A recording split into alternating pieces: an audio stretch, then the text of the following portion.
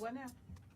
It's time to start the show. I thought so. Did you say my mic was live? Your mic is live. All the way live. I'm gonna need a little bit more warning.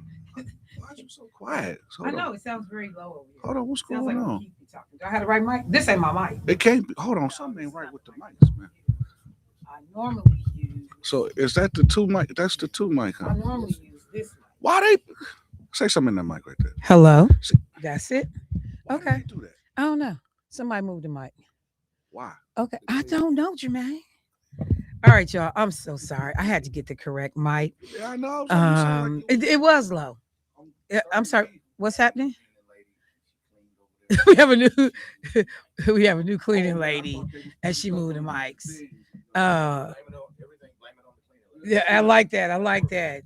Well, okay, so whoever the new cleaning lady Five. is.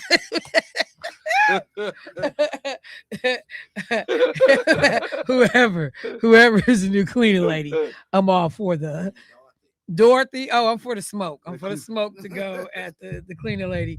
All right, folks. So dang, okay. Now I'm just messed up this morning. All right. So good morning. Welcome to the show. It is Michelle Bryant here at WNOV 860 AM, 106.5 FM.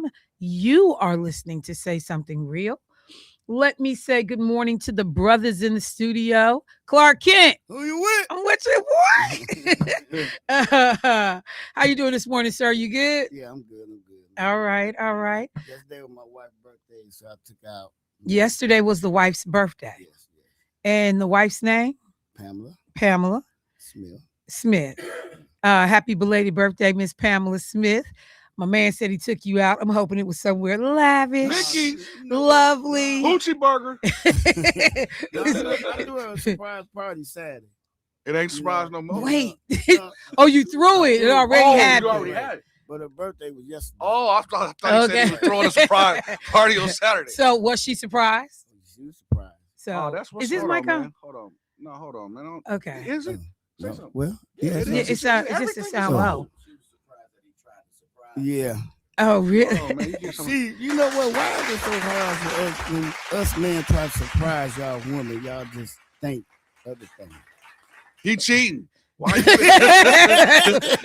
you being so secretive? You cheating. Right. What's in the closet? Because you got another chick in the closet? Because anytime you do stuff out of your routine, we know something is wrong. And that's why I stay off of routine. Because you'll never be able to figure it out. No, that's why you stay single. That's what y'all That's think. why you stay alone. That's what y'all I'll think it. I've been by the house. I'll think it. It ain't no cars out there but yours. You ain't with to pick nobody up. There's nobody Uber over there. Oh, I got folks watching, boy, because I got to know what I'm talking about. Ain't nobody messing with you. Good morning, Mr. What's his name? What do I want to call him this morning? Good morning, Mr. DeBoe. How are you? I am just fine, Michelle, and yourself. I'm good. You're not remiss this morning.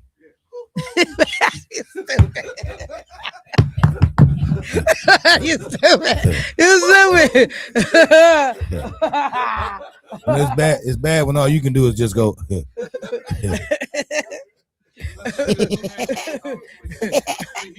So, are you going to actually say the name, or will you see him just make the sound?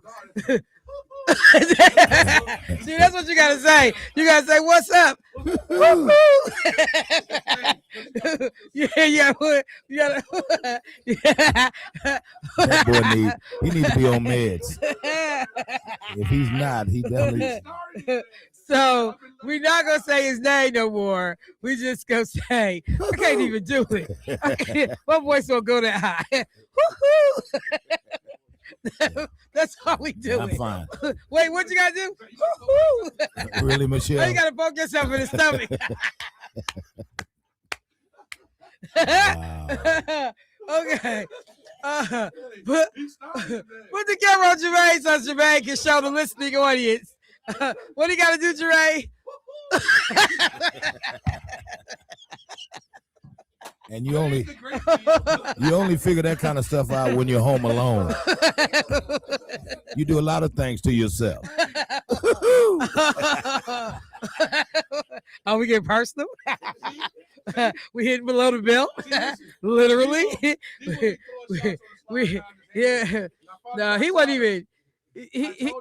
He wasn't even doing it on the slide. Just saying. I just said he was hitting below the belt, literally. Back to you, Michelle. Did he say back to you? Look, he running. He running.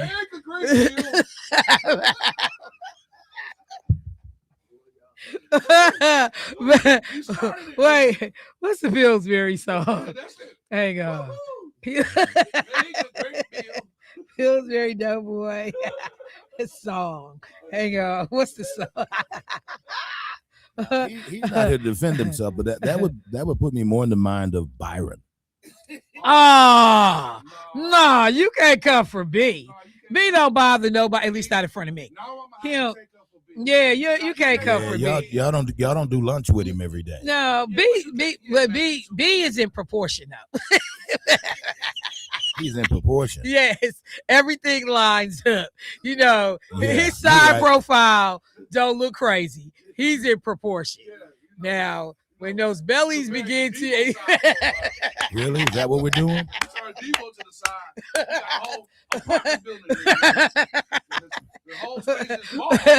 Yeah, Byron is. You can't come for the baby. That's Byron is young. You can't come for the baby. But you know, let me see. Wait, hang on. I take it back.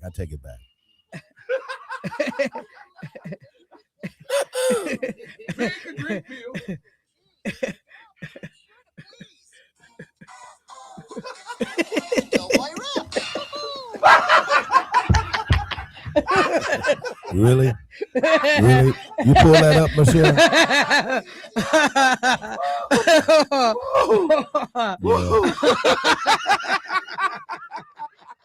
Hey, I told him to stop while he was behind. He kept going. So that was my turn. Somebody said in the chat, we missed the hoo-hoo joke.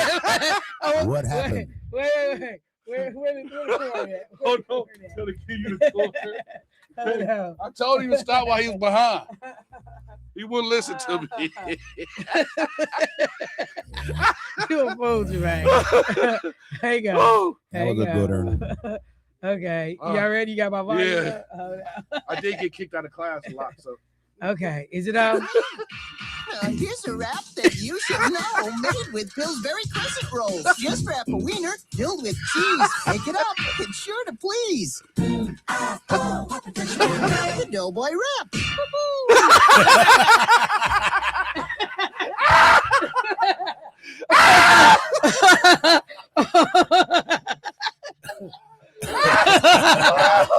Oh, Lord. Wow. Oh, my stomach hurt.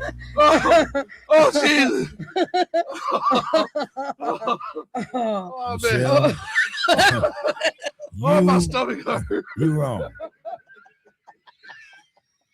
She came up with a whole rap. Wow. I must say, I told him to leave me alone. I Wow. told him. you had help on that one, man. No. When it found the whole rap. Hey. But I told him to leave me alone, yo. Dude, He He tag wouldn't leave me teaming me alone. up in He here. wouldn't leave me alone, man. you know. Woohoo! Wait. You weren't sure? Hold on. Play it again, Sam. Play it again, Sammy. You weren't sure? I told him to leave me alone. Wrap that you should know, made with Pillsbury crescent rolls. Just wrap a wiener filled with cheese. Pick it up. It's sure to please. The Doughboy wrap.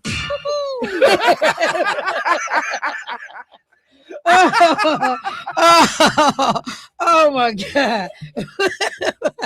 I'm sure you guys and gals can appreciate the quality programming we bring you every morning inside. Say something real. Wait. My stomach hurt. Okay. I can't take this pressure.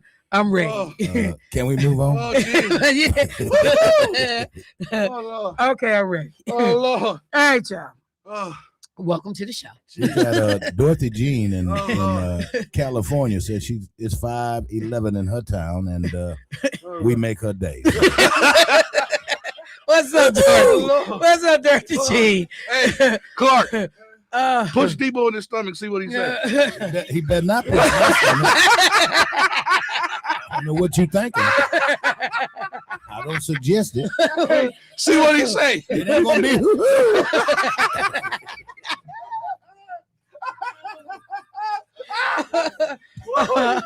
Okay. I'm getting ready to do my show. I told him to I'm stop getting ready to right do my show. behind me. Jermaine, He wouldn't listen back to of the room. I guess I gotta go. Timeout room. Leave. Go to the timeout. Go back. Go stand in the corner. All right, we ready. Hey,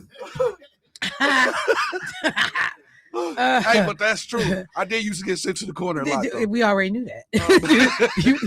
No, we didn't doubt it was true. All right, family. Welcome to Comedy Say good morning Central. to Jermaine. Oh no, No, I got it out. he Yeah, done. I appreciate yeah, that. I'm done. He done. Because I got a whole lot more in my sleeve, Yeah, no but we'll need. never get a show done. No need. Messing with He me. don't need no extra time. 14 minutes. Everybody's life just Oh, gone. I got jokes. I got a whole lot more. All right, y'all. So first of all, welcome to the show. Sorry about them 14 minutes. I apologize. Let me say that, first of all, to my sorors that are listening, I'd like to say Happy Founders Day. Today is the anniversary of the founding of Delta Sigma Theta Sorority Incorporated. For folks that may not be aware, we are a private, not-for-profit organization whose purpose is to provide assistance and support through established programs in local communities throughout the world. The sorority currently has 1,000 collegiate and alumni chapters in the United States, Canada, Japan, Tokyo, Okinawa, Germany, the Virgin Islands, Bermuda, the Bahamas, Jamaica, West Africa, South Africa, United Arab Emirates, and the Republic of Korea. More than 10,000 members typically attend Delta Sigma Theta's biannual national conventions and each of the 7 regional conferences held during years when there is no national convention typically host thousands of members. So just so folks know, our most recent centennial, we had 38,000 members that were registered to attend. I have been a member of Delta Sigma Theta since 1986, fall 1986 at Wichita State Campus University. And the 22 women that founded the organization, the mission, the spirit of these sisters align perfectly with who I am as a person. And it certainly is what influenced and drove my decision to seek membership into the organization. I have 4 other line sisters, Massayans, Kansas City, Detroit, Texas, and Atlanta, who I pledged with, and love all these sisters dearly. And we just recreated one of our pictures from when we crossed a couple of years ago, when one of my sorority sisters was actually sworn in as a federal judge. She's already a judge, but I always forget like what her new title was, but we all went out for her investiture and we recreated this photo. Jay, you got my clip. Can I play that? For people that want to understand a little bit more about the organization, there is one soror who was running for political office that did a piece that I so valued and appreciated, and I wanted to be able to share that. As I said, a lot of members of the sorority are politically engaged, civically engaged, in addition to all the host of other professions that we hail from. But this particular piece spoke to me because of the political side of things and the number of members of Congress that are currently serving that are members of the illustrious sorority. So, Jay, you got it for me? Let's go.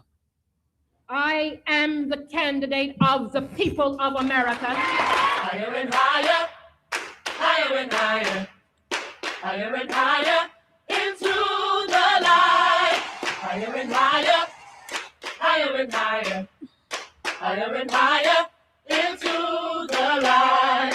Higher and higher, higher and higher, higher and higher into the light.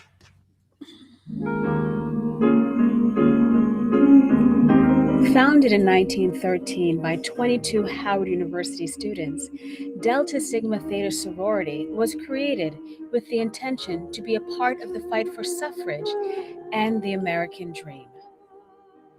My name is Alika Ampry Samuel, and I'm a member of the New York City Council representing the 41st Council District, which is Brownsville, Ocean Hill, Bed-Stuy, Crown Heights, and East Flatbush. So I was born in 1976. And I think about the Democratic National Convention of 1976. And one of the keynote speakers on opening night was Barbara Jordan. Her speech was about, everything that folks had accomplished, but so much more that we had to do as Black women.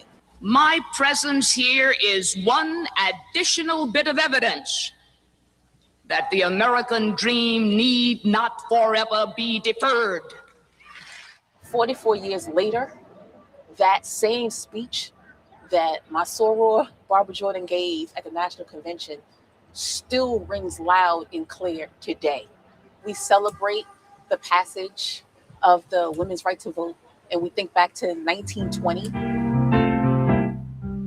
I also think back to the fact that the founders of Delta Sigma Theta Sorority Incorporated marched right alongside the suffragists. And it was an opportunity for those young college women to be able to have their first action on behalf of their people as young women. Young Black women, like those students at Howard University, wanted to be involved in it.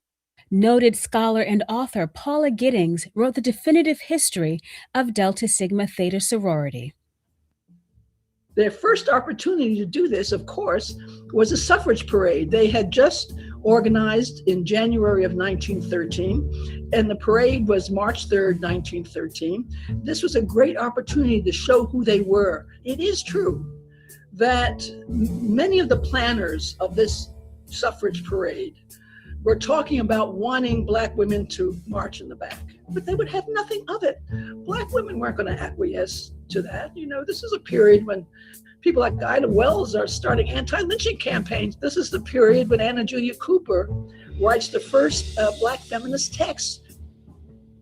Undaunted by resistance at their participation, the ladies of Delta Sigma Theta sorority decided to march in the education section of the parade. We have to do honor to these women who resisted this kind of second-class citizenship and segregation. I mean, often at their own expense or at personal cost. I wanted to be a part of a group of amazing, dynamic Black women who cared about what was happening in the community and what was happening on campus. Alika took everything she learned at North Carolina A&T University and brought it back to Brooklyn, where she now represents the same community as Shirley Chisholm. She was bold enough to say, I'm a member of Congress, but now I'm going to run for President of the United States. I stand before you today as a candidate for the Democratic nomination for the presidency of the United States of America.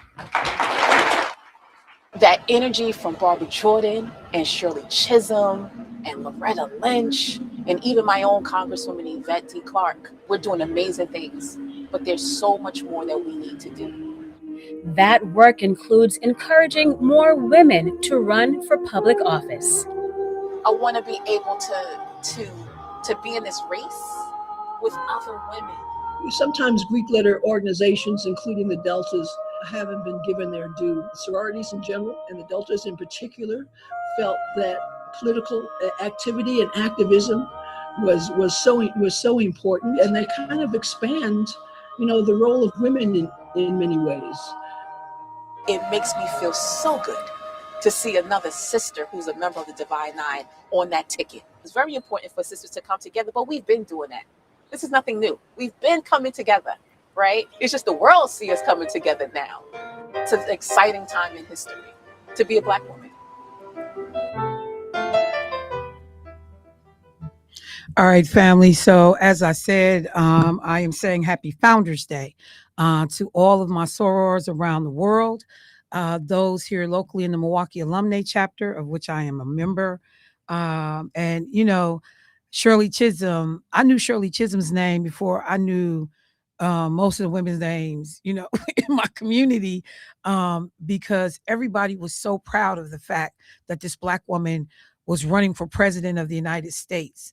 Shirley Chisholm pledged Delta Sigma Theta in 1969. And when I say it was one of the blueprints, one of the things that it stayed in my DNA, I understood. And I have definitely, in so many ways, tried to live up to what the sorority is about, thinking about us being the only Black Greek letter organization to participate in the women's suffrage movement, as was indicated in the clip. And we had women in the movement, white women in the movement, who either didn't want Black women to participate or they wanted us to participate at the back of the line. And Black women from Delta Sigma Theta said, no, ma'am, who are you talking to? And we still participated, understanding that those rights that were going to be secured were not going to be for us right away. But if we laid the foundation, if we did the initial work, that we would ultimately benefit from those people that marched that day, wanted to march that day, but couldn't.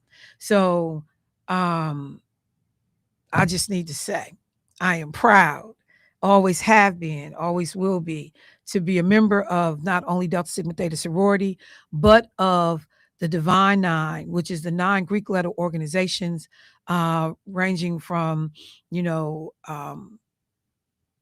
the 5 male fraternities, 4 sororities that, have just done a lot of really good work, and a lot of critical people have come out of these organizations. We can always do better. We can always show up more, but I'm very proud. I'm very proud this morning to say that I'm a member of the same organization of sisters like Barbara Jordan and Shirley Chisholm and so many other sisters that I respect. To my fans, I know y'all listening. I love y'all. And let me take a quick commercial break and we'll be right back.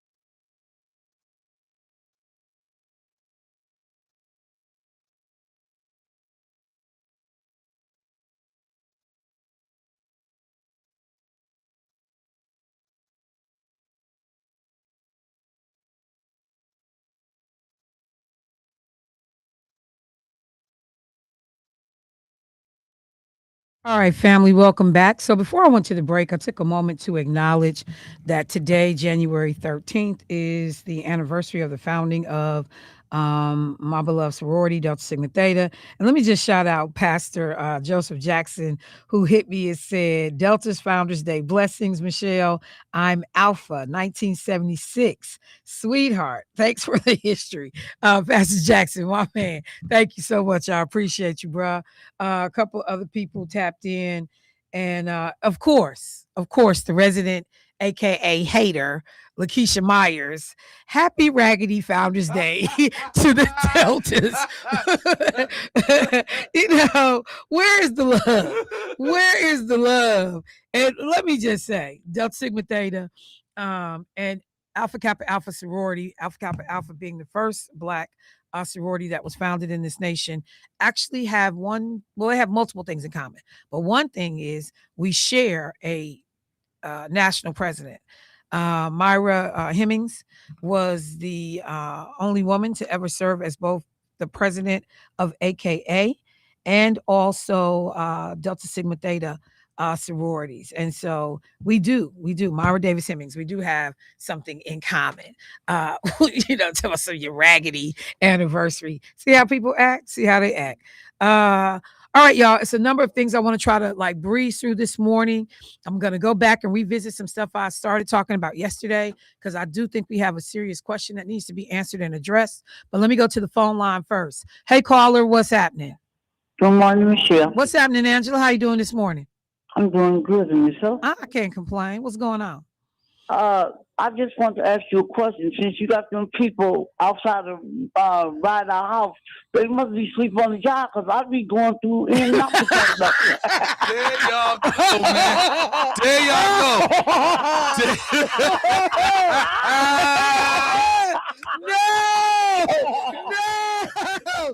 No. Look, Angela, they ain't sleep on the job. I just don't tell everything.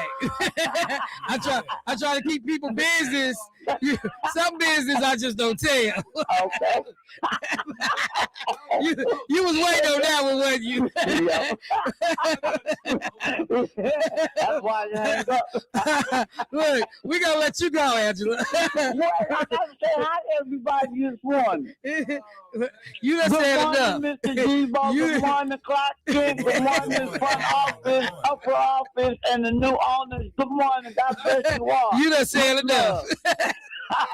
Goodbye, Michelle. Bye, Angela. She was sitting in the cut. I so appreciate that call, Yeah, Angela. she was waiting in the bushes on that one. Sleep on the job. Yeah, she was in the cut. She was in the cut. Let me go to the next caller. Hey, caller, what's happening? Good morning, Queen Sister. Good morning, bro. How you doing today? Today I am so excited. Okay. What's going on? It's a Delta Sigma Theta sister literally saved my life. Okay. What do you mean? Yeah, we worked together at City Hall in Chicago, Illinois in 1976. Okay. Okay, and we were working at the complaint department. Patricia Ann Bailey was just kept on talking about her Sigma, Delta Sigma Theta activities and everything. So I'm like, okay, so how could I join that? So she said, well, come by one of our meetings at the University of Illinois at Circle campus. Okay. So I went. Right? Mm-hmm. And it was really great, and I was just so inspired. But being an athlete, I pledged Gamma. Okay. But Patricia Ann Bailey, she encouraged me with her English. I even changed my major to English because of the way she spoke. And I'm like, wow, she sounds so good when she talks. All right? Okay. But so congratulations. And Pat Bailey, if you're listening down in Chicago, thank you, sister. I love you. All right. Thank you, bro. I appreciate it. All Yeah, right. I tell people all the time, you never know who's watching, you never know who's paying attention, you never know how your behavior will influence, impact other folks. And so, when you're out here moving around in the public, remember that. Don't be like Jermaine. Do be better. Be like me. Be better. Be better. Okay. So another resident, aka hater, checking in. Let me see what she just said. Judge Lena Taylor. Let me say, what? It's so sad. Let me second Dr. Myers, since you was raggedy with that history story, showing they chose your Founders Day to be days before the real OGs, who, by the way, were also at the suffrage movement. I have no record of the AKAs being at the suffrage movement, but okay. And then she ends it though. Love you to the moon and back though. Yeah, we go at it. We go at it, but it's all in fun. I am proud of the sisters on all sides. What you say? Oh, so you gonna do Keon? You gonna represent Keon Jackson Malone, who would always say, "Y'all ain't nothing but a bunch of gang members." But then look, that he was always hanging up under, because his sister is a member of the illustrious sorority. But he was all, hey, Tyra, look, happy Founders Day. That's right. His folks checking in. All right, y'all. So let me get to some of this news.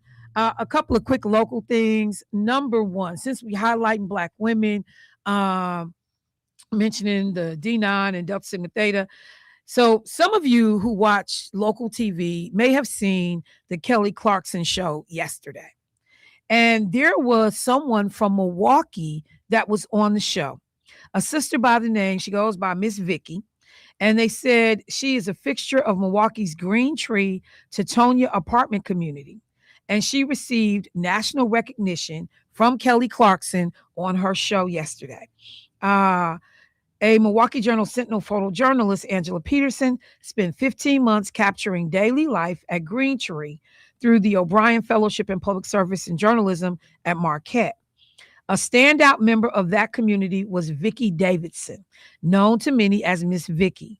She's been the program director for the Green Tree Teutonia Community Learning Center for more than 26 years. Davidson was also USA Today's Wisconsin Woman of the Year in 2023. And she got to throw out the first pitch at a Milwaukee Brewers game. She talked about her response to this whole thing. She said, quote, "It is my prayer that every child I poured into reaches back and does the same thing for others, coming up with them after them," is what she said in the story back in 2023 when she got the USA Today Award. Davidson and her 5-year-old son, Travis, moved to the Green Tree Teutonia Apartments in 1993. In 1995, she graduated from Alverno College with a degree in business and communication. In the years since, she's played a part in educating hundreds of Milwaukee youth. Quote, "I see what she does for my grandmother and what she does for others. My mom is an example, a huge blessing." Travis, who is now an electric engineer at Lockheed Martin, previously told the Journal Sentinel. Now his mom is going to be recognized. And so that recognition, again, happened yesterday. It was a lot to be able to get things done. But the Journal Sentinel reporting that had been done caught the attention of a producer with Kelly Clarkson. And she was so impressed by Ms. Vickie's commitment to education, she wanted more people to hear her story. Davidson said it was her mother who taught her the importance of education, a former teacher who taught in a single room and at a segregated school in Alabama. Ms. Vickie mother's moved to Milwaukee in the 1950s with her husband the day after their wedding. And she credits her mother, Marie, who's 103 years old, as her champion of education. Marie taught in a one-room segregated schoolhouse during the Jim Crow era, again in Alabama. And so Davidson's mother, she just passed. Davidson's mother became ill while she was trying to schedule the appearance on Kelly Clarkson's show. She died on January 21st, 2025. So there's been, a lot to try to make it all happen. But there are people that know Miss Vickie that have worked with this sister, know her son, Travis. If you see her, congratulate her. Big kudos on what she was able to accomplish and for receiving yet another recognition. One of the things I say, I always say, I learned from Martha Love: be known by your work, have receipts, and folks eventually will pay attention. So that is perfect. All right, y'all. At this point, I want to take a moment to welcome to the show a guest. So we know that the King Day celebrations are in full swing and coming up, and there are a number of programs that are happening throughout the city and the county on January 19th to commemorate and honor Martin Luther King. One program in particular that is near and dear to my heart is the program that is done by Sister Jeanette Herrera in terms of the King Fest celebration that happens over at the Wisconsin Black Historical Society. She has been someone who has brought in heavy hitters from all across the country to be the national keynote speaker for this event, and this year is no exception. We were all blown away when she secured none other than Congressman Jackson to be able to join her. And we were fortunate enough to be able to get an interview arranged with the congressman. And I think that we have him on the line. Let me see if he's there. Congressman Jackson. Yes, I am. Hey, sir. How you doing today? Excellent yourself. Thank you for having me on. No, thank you so much for making time out of this crazy schedule to join us this morning. I know you got a lot going on. So first of all, welcome. Before I do any of this, how's your dad doing? He's doing much better. Thank you so much. I know prayers work, and thank you all for your love over the years and for your constant prayers. And I can give a shout out to Sister Herrera. Thank you for your great work. Thank you for the opportunity to invite me. And thank you, Congresswoman Gwen Moore. When you get these two women on me, I can't say no. Yeah, I know they have been after you. So your team has been great, though. I mean, you got to be getting pulled in all kinds of directions. And even more so as we get ready to approach the anniversary of Dr. Martin Luther King Jr.'s birthday, your father's connection to this storied man and to his work in the civil rights movement. It is embedded in all of our DNAs that are of a certain age. So one of the first things that I want to ask you about, Congressman Jackson, is as we are approaching January 19th, does the King celebration take on any different kind of significance for you, or renewed significance, or what do you think as we are careening into January 19th? Well, I would tell you it takes a huge level of significance to me at this age. I just celebrated my 60th birthday. Whoa! And to realize now that the Voting Rights Act and the Civil Rights Act, things that were passed in 64 and 65, are now consistently under attack and being dismantled. To know that I've had more rights all of my life than my children of the current generation. Our rights are being taken away from reproductive health and other things. There's a part of my district in the 1st District of Illinois, for example, where there's a Planned Parenthood facility, where now I see cars and license plates coming in from over 11 states where women are now being denied reproductive health. And they're having to come to a part of the 1st District in Illinois because they can't get it in Wisconsin, can't get it in Minnesota, can't get it in Michigan, Indiana, Kentucky, Missouri. People coming up all the way from Texas.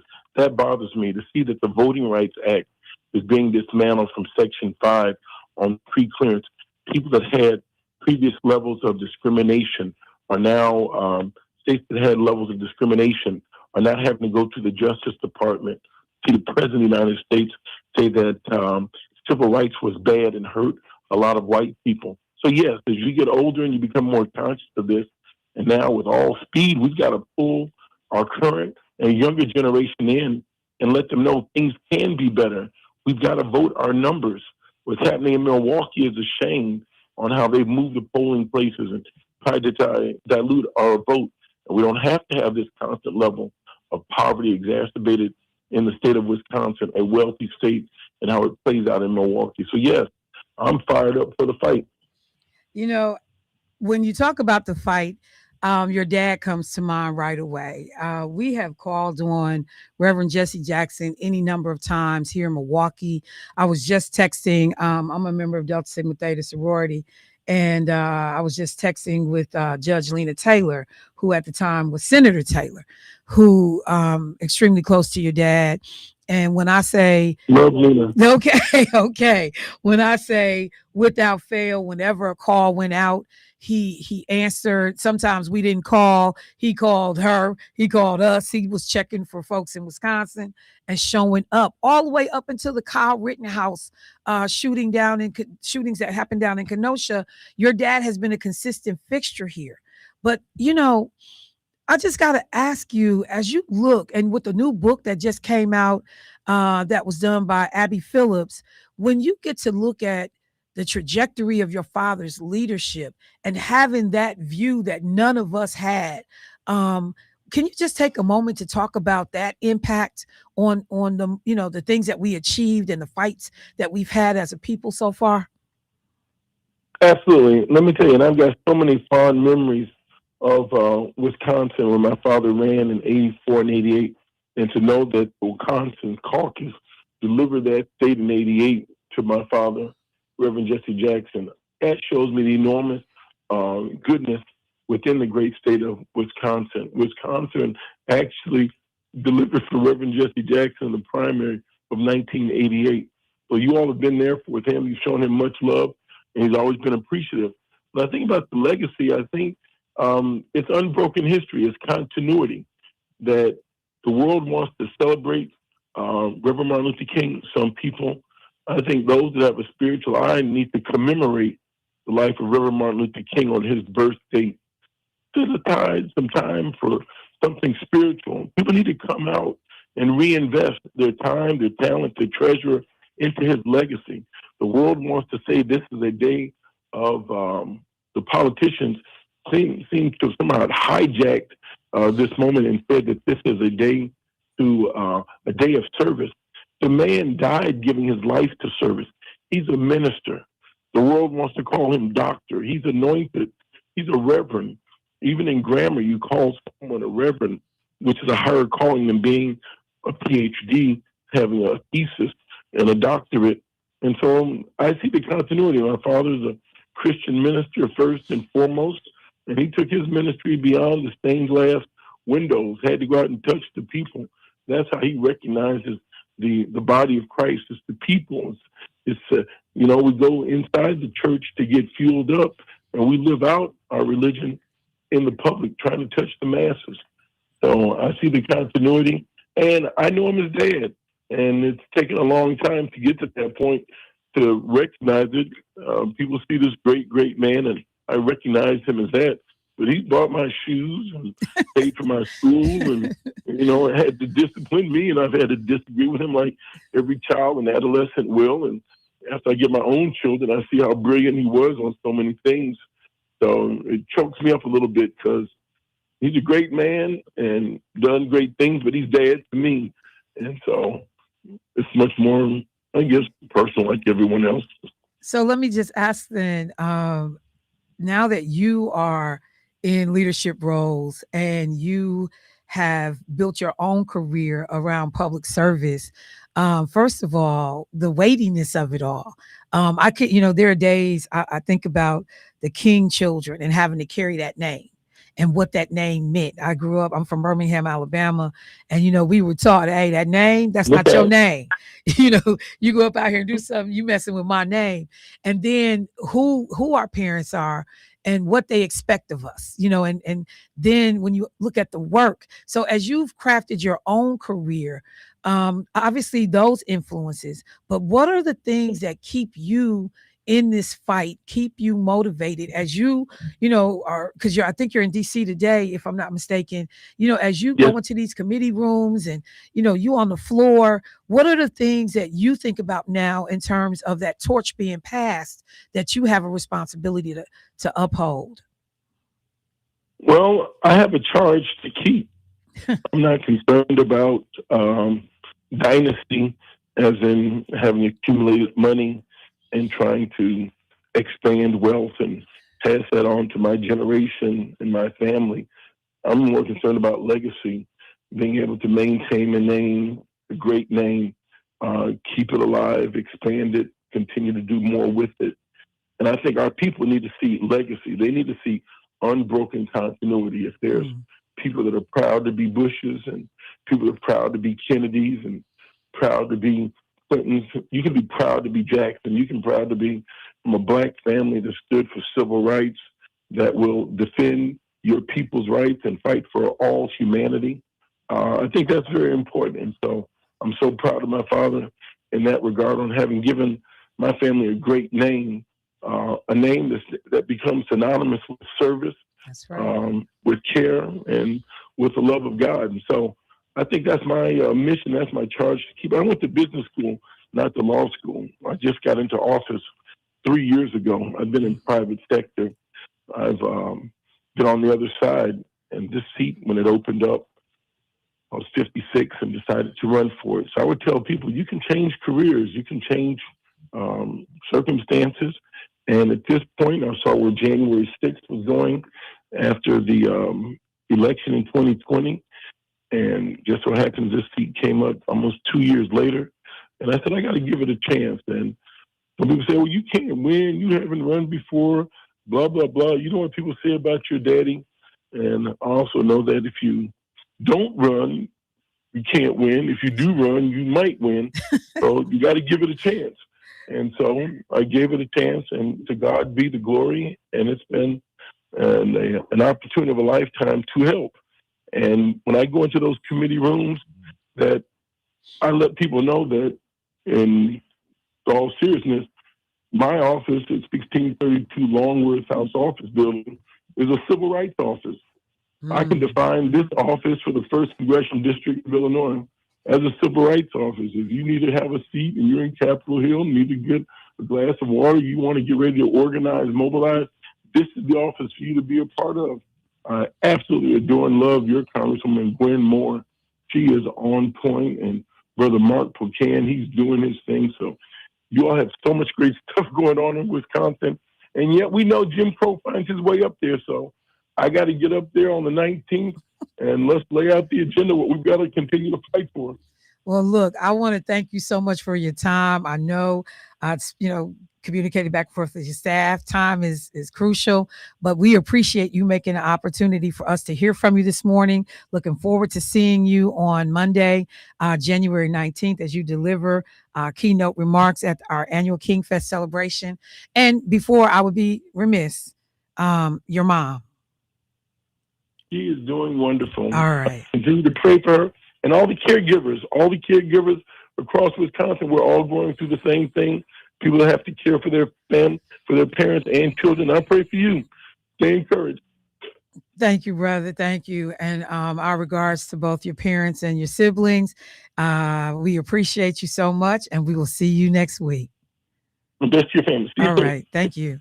All right, y'all. So that was Congressman Jonathan Jackson of the 1st Congressional District out of Illinois. He is going to be the keynote speaker for the King Fest celebration that is being held over at Wisconsin Historical Society.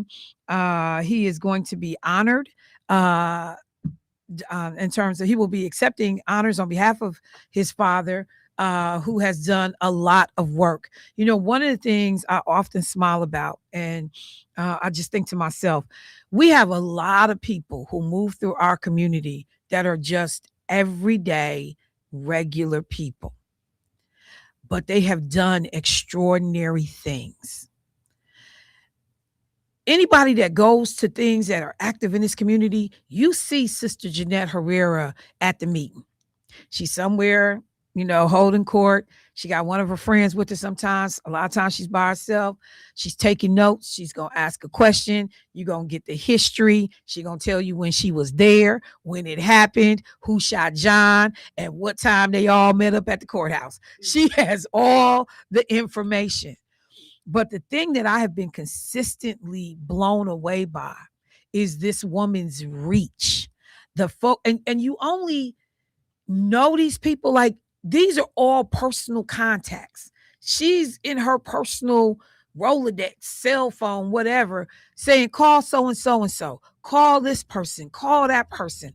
When I think about the work we did with Black Advocacy Day at the state capitol, we were often pulling on Sister Herrera's connections to get, the mayor of Jackson, Mississippi, different speakers that came in.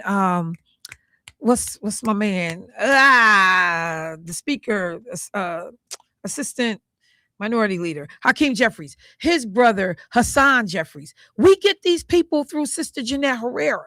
These are her personal contacts. Having been in the struggle, been in meetings, been in the room with, the uncles, the brothers, the grandfathers, family members of these people. So I just, I'm blown away because there's a whole bunch of people walk around. They so self-important. They this, they that, they gonna do, and they don't do nothing.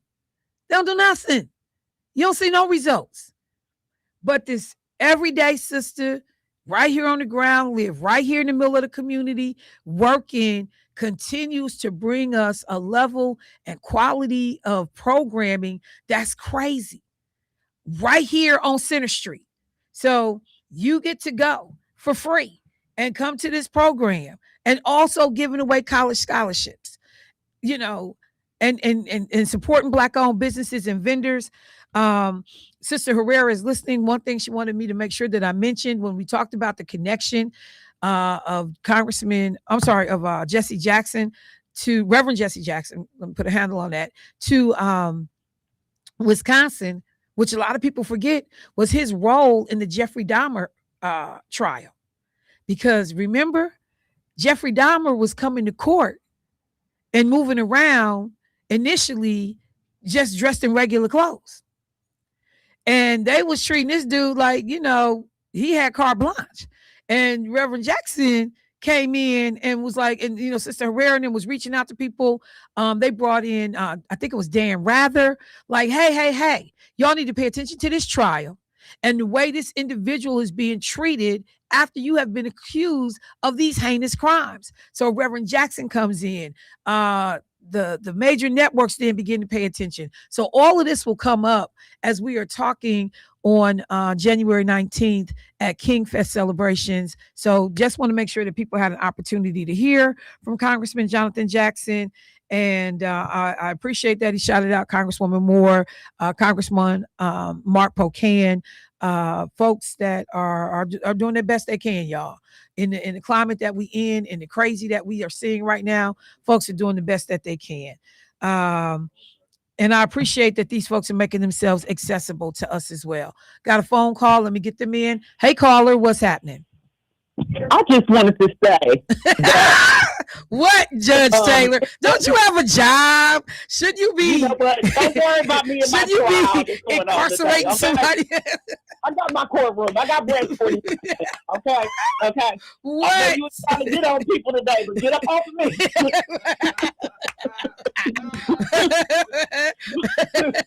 Y'all better find a little song to play for her. Now here comes the judge. You know what? I got your song as soon as you get done talking. Go ahead. Say what you got to say.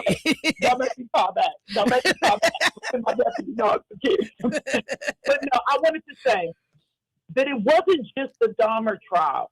I just can't help but take a moment to that we wasn't getting no news when 14 senators left the state. Okay? Right. It just looked like we just wasn't doing our job.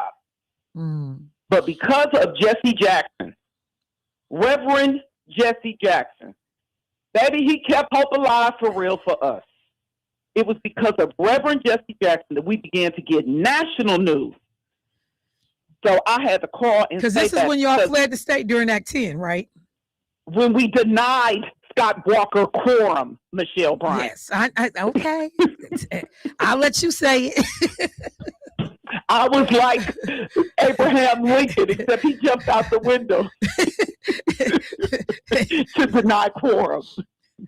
So yes, Jesse Jackson, Reverend Al Sharpton and Jesse Jackson, but Jesse Jackson was the person who gave us our first media so that we could be recognized nationally. When I say He came and checked on my baby when I couldn't be in Wisconsin because we were denying quorum to Scott Walker.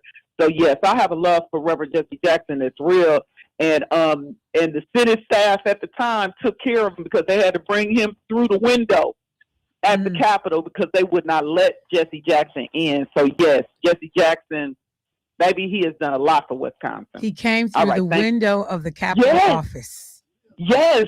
I Ravel or Eric could speak to the issue even more because of course I wasn't there. But they weren't letting people in the Capitol and they weren't going to let Jesse Jackson in.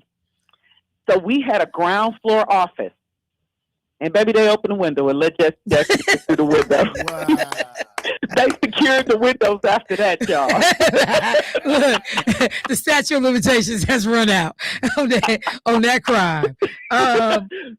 But I just love, I mean, I remember sitting with him down in Kenosha. When people were talking about the Rittenhouse shootings, it's just been so many times that he has been here that it has been crazy. And like I said, whether we called or he called, he always stayed connected. And his, connection even to former state representative Polly Williams. That was his girl now. Yeah. That was his girl. Oh, yeah. Yeah. That was the ride or die. Who ran the committee. Yep. He ran the committee when he ran for president. That's right. So, all right. If he was here, she'd be making some food for when he come. Okay. Yes. All right. So thank you. Yes, thank you so much. And it was an honor to hear Congressman Jackson. And I don't know how many other families, have two Congress people, but if Jesse Jackson Jr. wins his race, there'll be brothers in Congress. Absolutely. Have a great day. All right, now. Thank you so much, Senator.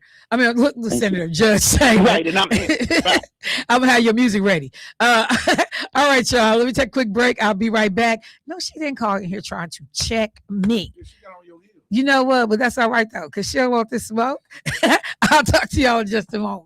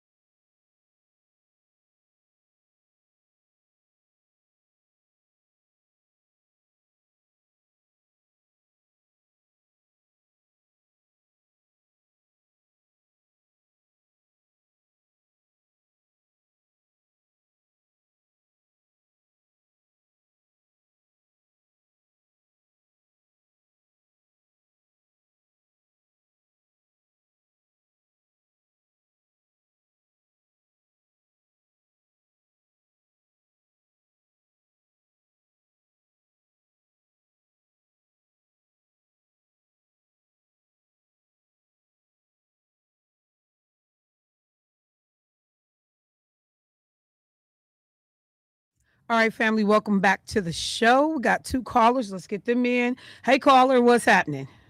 Good morning, Michelle. Good morning.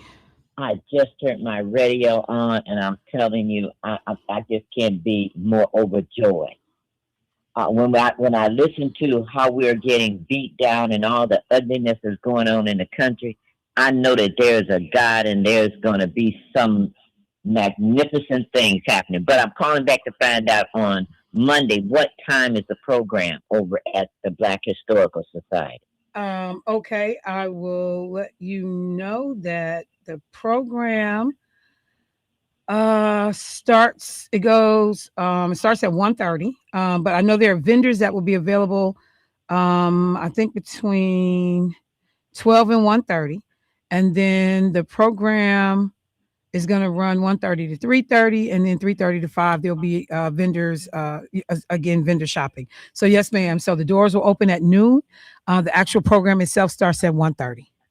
Okay, and I want to say another thing. Yes, ma'am. We need to support our Black organizations and places. We need to support the Black Historical Society by being legacy members. We need to support him. This is free to us, but there's never nothing free. Somebody is paying, and we need to contribute. We need to donate. I hope Claiborne or somebody have a basket there, and I don't care if you don't have but $5. Everybody that comes through that door should give something, because it costs something to open your door. And just like our grocery store, we need, come on now. And I'm telling you, what broke my heart, my husband and I were at a Walgreens. I'm not going to call where it was. Do you know people in there still are doing that stealing? I could not believe in the corner of my eye, this young, it wasn't a teenager, it was a grown man, filling his backpack with items, okay? You're cutting out your mothers, your grandmothers, your aunties, older people that come in walking distance to get their prescriptions from that Walgreens. They're closing up all over the place. There's not a whole lot of them left. And then we still have the audacity to destroy ourselves. Stop it. And let's get about helping each other. It's getting late. Get off that sofa, get off those drugs, and use that powerful mind that God has given you. And let's do something real. Michelle, keep doing what you're doing. Your team and everybody, let's pull together. And let's not find reasons to hate each other. Let's find reasons to help each other. God bless you all. Let's stick together, band together, and we shall overcome, and we will. All right. Have a great day. Yes, ma'am. Thank you so much. And it's good to hear from you. Hadn't talked to you in a little while, so it's good to hear your voice. Let me go to another caller. Hey, caller, what's happening? Good morning. Good morning. Happy Founders Day, Michelle. Well, happy Founders Day, Sora. Oh, I'm not one. I'm not one. Okay. I'm I'm sorry. Happy I'm Founders sorry. Day. No. But am I not supposed to say it if I'm not Greek? No, you can say it. You can say it. Okay. I'm learning. It's okay. It's okay. So WNOV is sponsoring the King Breakfast down at Potawatomi. I think we are one of the sponsors of that. And that's at 9:30, and there's tickets that we have to purchase. And then for the Wisconsin Historical Society, that program is at 1:30. Yes, ma'am. Doors open at 12. That one is free. And doors open at 12. And then there is the celebration that happens down at the Marcus Performing Arts Center. Their program starts at 4 p.m. on January 19th. And then there's also the event over at the Martin Luther King Jr. Center on 15th and Valete. And I think their program runs the same time as the Wisconsin Black Historical Society program, King Fest. That's King Fest. So yes, ma'am. So I know. King Fest. Yep, it's called King Fest. Sister Herrera's event. So those are the three that I'm aware of. If anybody else has any other observances, please let me know. But those are the three that I'm aware of right now. Where will Congressman Jackson be? At 15th and Elite or on Center? He'll be on Center. He'll be at the King Fest celebration for that Sister Herrera does with the Wisconsin Black Historical Society. Well, I thought you said she was on 15th and Elite. No. She is at the Wisconsin Black Historical Society. That's where her event always is held every year. So that's where she'll be. And Congressman Jackson will be speaking at that event. Society. Okay. Thank you for that. And then my question would be activating ICE in Milwaukee. Yes. How will we know if that was to happen? Or are we going to be blindsided and all of a sudden see people on the streets? Is there any direction on that we can be prepared for as a community? I have been talking about this, and that's a great question. I appreciate you asking it. I have been talking about this for a while. Thank you, Michelle. Yes, thank you. I appreciate it. I've been talking about this for a while, the need to make sure that our community understands what their rights are, how to navigate, how to move when we are confronted or faced with folks representing themselves as ICE agents, and what that means. What's their authority? What can they do? When I talked yesterday to Attorney Mark Thompson, and it's sad because, from a legal standpoint, the attorney laid out, you can do this, and this. But we know, particularly as Black people, when you are in the heat of the moment, it's hard to be able to stand your ground on some of the rights that you should have available to you. And people will intimidate you, escalate a situation. Before you know it, somebody got their hands on you. I think that there was just a situation, I don't know if it was in Minneapolis, or I got to go back and look at it, but an employee was going into work and got accosted by ICE. And, everybody said this person has the legal right to work in this country. Everybody knows who they are. Why are you apprehending them? And getting caught up is so easy. Getting out of it, especially if don't nobody know that they got you. They grabbed you if nobody's checking for you. So I wish that, and I'm going to say it again, and then, I know that I think it was Voices de la Frontera did some stuff early on that talked about, know your rights, understanding what to do. I referenced the card that the young man used at the door when ICE showed up at his door without a warrant, asking for someone in the house. And the young man, he read the card verbatim, and ICE had to back up and leave his front door. But if you don't know, as I said in the video, the ICE officer was very aggressive, and we go arrest everybody in the house and don't make me come back here with a warrant. So we do need local elected officials, local leaders to be talking about, look, y'all, if we see this, because they're here in Wisconsin, we just don't feel the presence as much in Milwaukee because they're around the state messing with some of these rural farms that have a lot of immigrant workers on these farms, but they're here. So and it may be out there and I've just missed it. If anybody knows about anything that's been put out from elected leaders saying, hey, this is your rights. This is what you need to do. This is who you need to call. This is what you need to say if you're, picked up, because we have American citizens that are being picked up as well. The young lady in Minnesota is or was an American citizen that are getting caught up. Keith Porter, American citizens. So I will work to see if anybody provides any such information. But yep, that stuff is real. We got some more callers on the line. Let's get them in. Hey, caller, what's happening? I feel like Gomer Powell. What's going on? Oh, Sister Herrera. Hey, how you doing? I'm fine, thank you. I broke down in tears when you start talking about me because I'm just a servant. The accolades, I appreciate that, but it's all about the work that we must do while we're yet still here. So I thank you so much. Yes, you and Lena and Congressman William, oh my God, her whole entire family. If I call, they always got my back. And I sure appreciate her family so much. And Lena, that's my girl. I'm not going to say Judge Linkville because that's my girl. Yes, ma'am. Understood. And you, I don't know, I tell you, you all are just the rams in the bush. I sure appreciate you. And, you know, my baby, all these babies are coming forward. That's a blessing because Attorney Rose Sanders, the first black judge in Selma, Alabama, who was my keynote speaker, she said, how in the world that you can get these babies to come together? Everybody else can't seem to get them to come together. She said, but every time she came and spoke twice, and she said, you know, I just need to just come back and see how you do it. But Montreal and Supreme and Shiar and all, I mean, all these babies, it's the one for them. They say, I got you, Queen Mother. I got you, Queen Mother.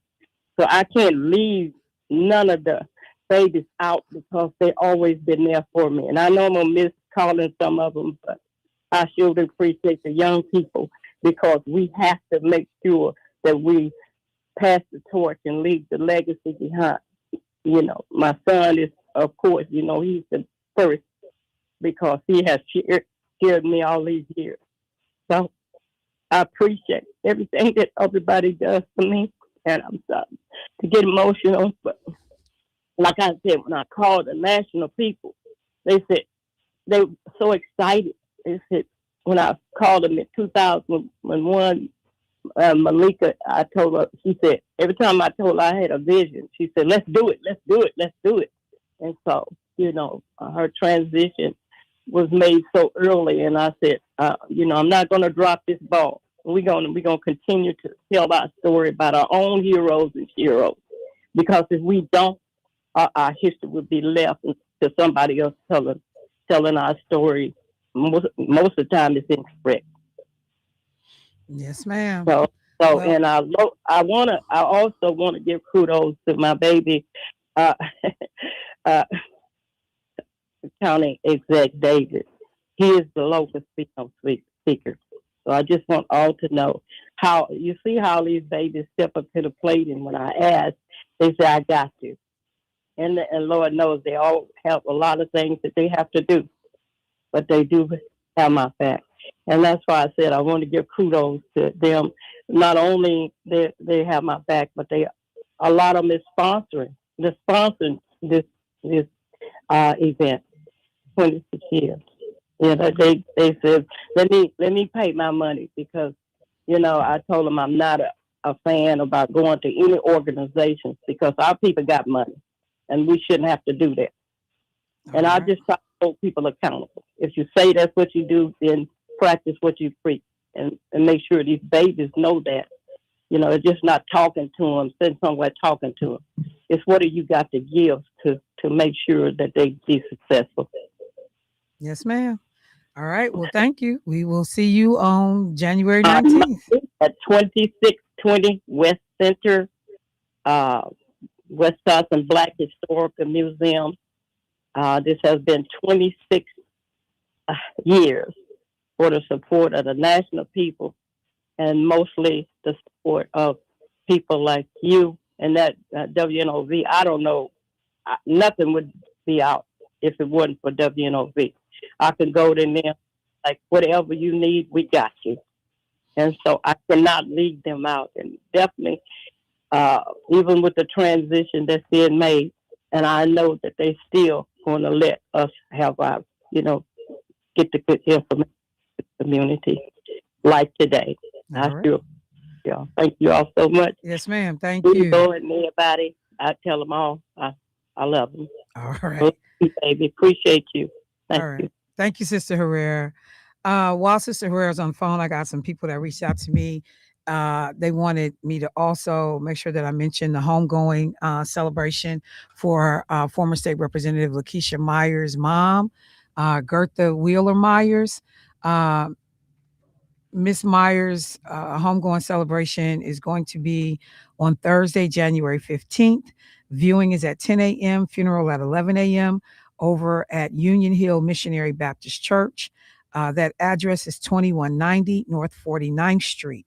So again, for folks that want to know about the homegoing celebration for Dr. Lakeisha Myers' mom, Gertha Wheeler Myers, it is Thursday, January 15th Union Hill Missionary Baptist Church. Service starts at 11 a.m. Viewing at 10 a.m. Got some more callers. Let's get them in. Hey, caller, what's happening? Hey, Michelle, could you give me that address again that you just read off of Miss Myers' mom?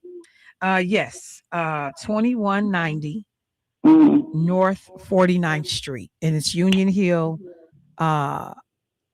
Missionary Baptist Church. Okay, because I was seeing some flowers. But I was calling to let you know about Canaan Missionary Baptist Church. They're having a breakfast for Dr. King Monday. I think it starts at 8 o'clock. I know the tickets are $25 for adults, and I think they can for 12 and under. I'm not, don't quote me.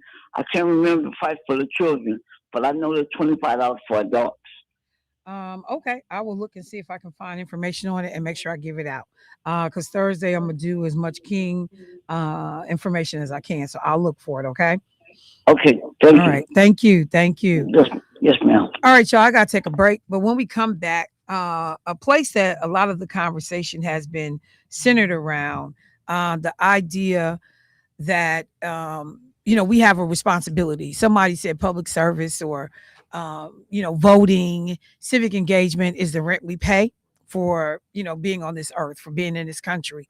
That you can't just occupy space and do nothing. You shouldn't just suck up all the resources, take advantage of everything that's being done, and not in any way contribute. So I'm gonna take a break, but when I come back, I said that I was gonna follow up because I am also someone who says we have to be discerning about who we allow to step up and represent us. Because while some of these people feel like they are entitled to hold these seats, that they are entitled to these offices, that nobody should ever challenge them, man, you can kick bricks.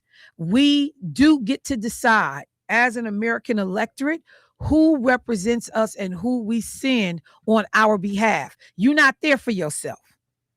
You there for the constituents and the people you represent. And I know a whole bunch of times people get in these roles and they think they know better. But see, if we do our due diligence on the front end, we can stop nonsense before it happens. I'm going to go back and revisit one more time this situation happening over in the 7th district for a county supervisor. Somebody gonna tell me what this man's legal name is that's running for office. And the election commission needs to answer the question, do you have to use your legal name when you circulate nomination papers? I talked to a number of people yesterday.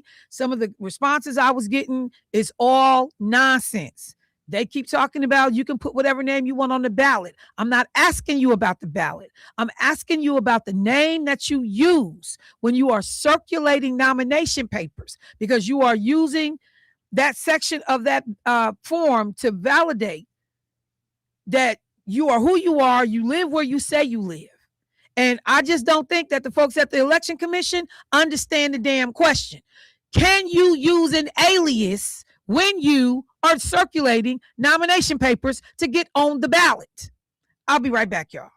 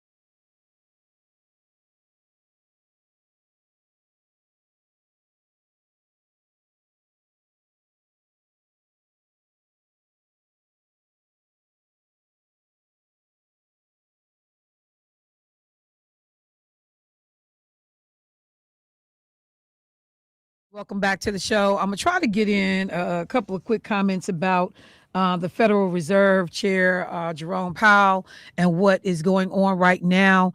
Make no mistake, Donald Trump is a whole behind fool. I would love to dress it up for you and call us, here I come. But I would love to dress it up for you, make it sound a little bit more eloquent in my presentation, but no need, because everybody know, no need. When we look at the way he is utilizing agencies of the federal government to do his personal bidding, to go after political enemies, it's just crazy. And I'm so glad that the margin is narrowing on Mike Johnson's control in the House of Representatives, because today, the Republican-led committee has subpoenaed Bill Clinton and Hillary Clinton to come testify about the Epstein files. How the hell you don't start with Donald Trump, whose name is littered all through there? They now talking about he done been on the plane 11 times. How you don't start with Donald Trump? Like, you're weaponizing all of these different levers of government. And what's happening with Jerome Powell is no different, but the implications are crazy. But let me go to the phone line first. We'll see if we can get this in. Hey, caller, what's happening? I think it's going to be a lot of big lawsuits when this ICE thing come to an end. But what I find funny with the Republicans, they thought they was going to have peace by having people suffer, yet they are the main ones being treated like $2 nickel holes, because all the people that's laughing all the way to the bank with United States tax money and United States money don't even live in the United States. You want to give people in Denmark $100,000, but the people in the United States who voted for the big fat goldfish, they're not giving you nothing. And you don't hear none of these Republicans saying anything, because they know after they put that bottle down, there's nothing but Donald Trump good to be. And they're still smelling just like his pissy pamper. Pissy pamper, pissy pamper. And before I go, Michelle, if they smell like gas station incense, they're doing crack. Have a great day. Bye-bye. Gas station. Wow. So for folks that are like, hey, what's the pamper reference? Because people will be talking about Donald Trump be wearing a depend. Not that there's anything wrong with wearing depend, but that people say he stank when they be sitting next to him in meetings. One of my favorites, I don't know if it was Emmanuel Macron, but it was somebody sitting next to him at a meeting, and you literally see them put their finger under their nose, because they have said that this man's BO is so out of pocket and so outrageous. All right. So look, a couple of quick things. Let me try to work this in. I said before I went to the break that, number one, I wanted to revisit, and I'm gonna have to do this again tomorrow when I got more time. But I am going to ask anybody that lives in the 7th County Supervisory District. That's where Felicia Martin is currently the county supervisor. And there is a gentleman running against her. I'm trying to get to the bottom of two things. What's this man's legal name? Okay, that's number one. And number two, what is the law at the regarding elections and circulating nomination papers about what name you have to use when you are circulating the form for people to get their name on the ballot. So many of you have been out at the grocery store, you've been at your house, somebody come up to you and say, excuse me, I'm trying to help Lena Taylor get her name on the ballot to be a judge, or I'm trying to, I'm running for office myself, and I would love if you would support me by helping me get my name on the ballot. If you can sign my nomination papers. At the bottom of that form, you sign your name, put down your address, verifying that you are able to, vote in that district, or that, for that seat. And so the question that I need the Election Commission to ask, and I will be calling them when I get off the air today, do you have to use your legal name when you are circulating nomination papers, because the man running in the 7th district for the Milwaukee County Board of Supervisors, he's using two names, Stacy Smiter and Stacy Smither. Okay. Now, people are going to say, you can put any name you want to on the ballot. I know that because I've done it. When I ran for office, I used Michelle Bryant. Michelle Bryant is not my first name. So I know that. I'm not talking about that. I'm talking about at the bottom of that form, when you certify your address and that you are, somebody that's duly eligible to vote in this election, do you get to use an alias or do you have to use your legal name? If you have to use your legal name, I need clarification for what is Stacy Smiter's legal name. Because if you look at varying court documents on CCAP, he uses Smiter and Smither during the same periods of time. He just was in court in June of last year using the name Smiter, Smiter. I got the court case right here in front of me. He used the name Smiter. But then when his name is at the bottom of the nomination form, it says Smither, Smither. It's not a typo. It's not a mistake. It's handwritten. And if you look at other court documents, he uses those names interchangeably. What the hell is this man's legal name? So I need the Election Commission to ask the damn question. What is the man's legal name? And do you have to use your legal name when you circulate nomination forms? If you live in the 7th district, where Felicia Martin is currently your supervisor, this is the individual that's running in that seat. I just want some simple answers to some simple questions. And oh, wait, I'm going to call him because I got his number. And so we're going to see if we can get him to answer the question. Excuse me, sir, what is your legal name? So we will know who you are and who people are voting for. And why are you using two names interchangeably in legal documents? In legal documents. Why you got two different spellings and variations on your name?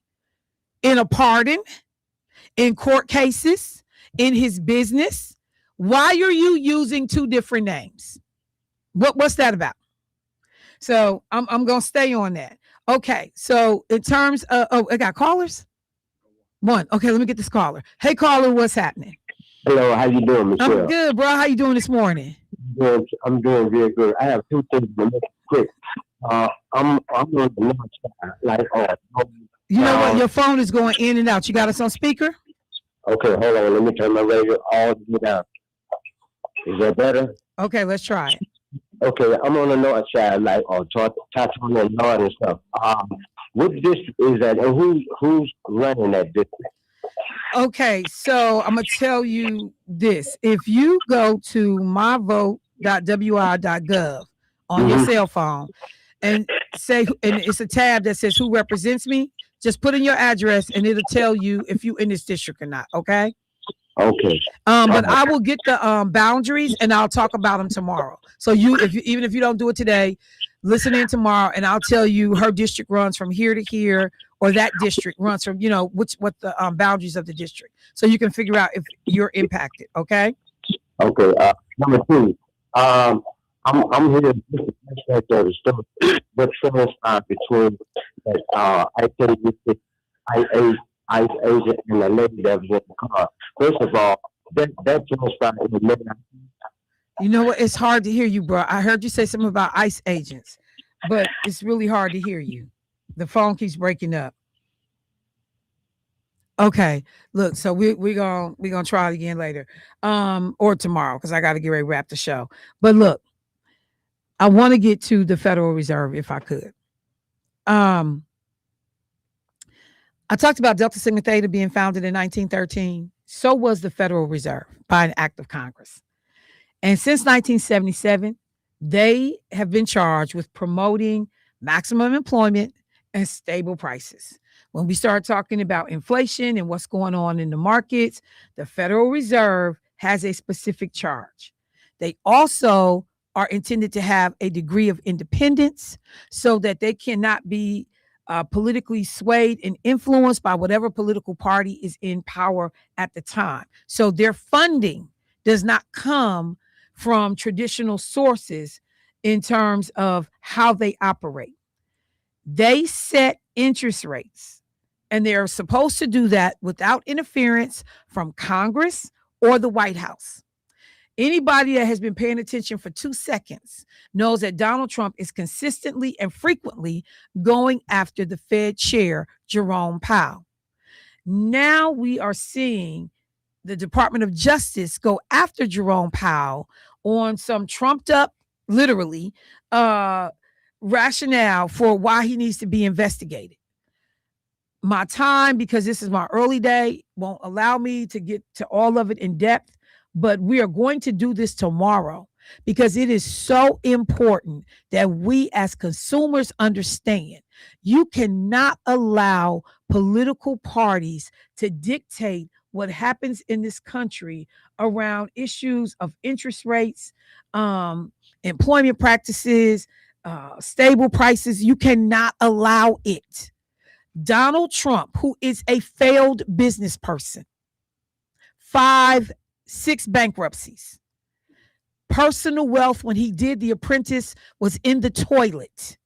The show actually brought him back and gave him money. His offices was so raggedy looking that they had to make up props to give him that big boardroom effect that we all saw on the TV show. Why would this man be able to get his hands anywhere near business policy and stuff that the feds control? We've got to have that conversation. We've got to be educated on why this is a bad thing. So I'm going to end the show here. We're gonna move it tomorrow. We're not gonna mess with Debo tomorrow. We're gonna leave him alone, y'all. What's this? For those of y'all that missed the beginning of the show, I'm sorry, I can't bring y'all up to speed. I gotta get out of here, bros. I appreciate Debo came around the corner. Look. Man, it's a great meal. He flew around the corner. To the bros in the studio, I appreciate you, fam. And again, to the illustrious members of Delta Sigma Theta, happy Founders Day, sisters. And I'll talk to y'all tomorrow. Here, there, such a cry.